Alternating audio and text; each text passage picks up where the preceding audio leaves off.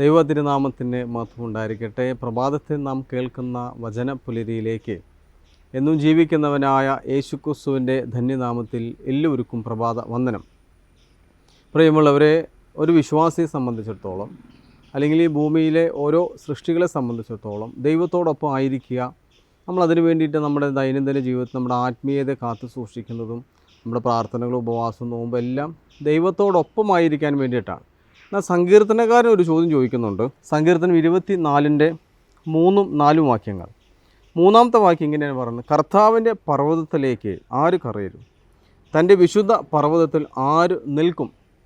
കർത്താവിൻ്റെ പർവ്വതത്തിൽ ആർക്ക് പോകാൻ പറ്റും? അവിടെ ആർക്ക് നിൽക്കാൻ പറ്റും എന്നാണ് ചോദ്യം. സങ്കീർത്തനൻ ചോദിക്കുകയാണ്, നമ്മളോട് ചോദിക്കുകയാണ്, നിനക്ക് കർത്താവിൻ്റെ പർവ്വതത്തിൽ കയറാനോ കർത്താവിൻ്റെ പർവ്വതത്തിൽ നിലനിൽക്കാനോ സാധിക്കുമോ? സാധിക്കുക. എപ്പോഴാണെന്നറിയോ? അതാ 4-ാം വാക്യത്തിൽ പറയുകയാണ്: നിഷ്കളങ്ക കൈകളും നിർമ്മല ഹൃദയമുള്ളവനും വ്യാജമായിട്ട് തന്നെക്കൊണ്ട് തന്നെ ആണയിടാത്തവനും വഞ്ചനയോടെ ആണയിടാത്തവനും തന്നെ.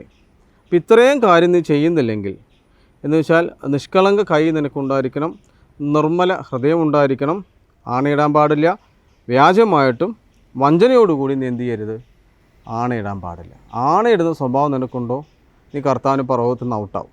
മറിച്ച് നിഷ്കളങ്ക കൈകൾ, നല്ല കാര്യങ്ങൾ ചെയ്യാൻ നിനക്ക് നല്ല കൈകളും നിർമ്മല ഹൃദയം നിനക്കുണ്ടോ, നീ ഉറപ്പായിട്ട് കർത്താവിൻ്റെ പർവ്വതത്തിൽ നിലനിൽക്കുകയും അവിടെ കരയേറുകയും ചെയ്യും.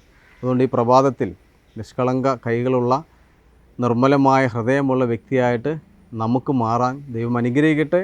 ആയത് പിതാവിൻ്റെയും പുത്രൻ്റെയും പരിശുദ്ധ റൂഹായുടെ നാമത്തിൽ തന്നെ. ആമീൻ.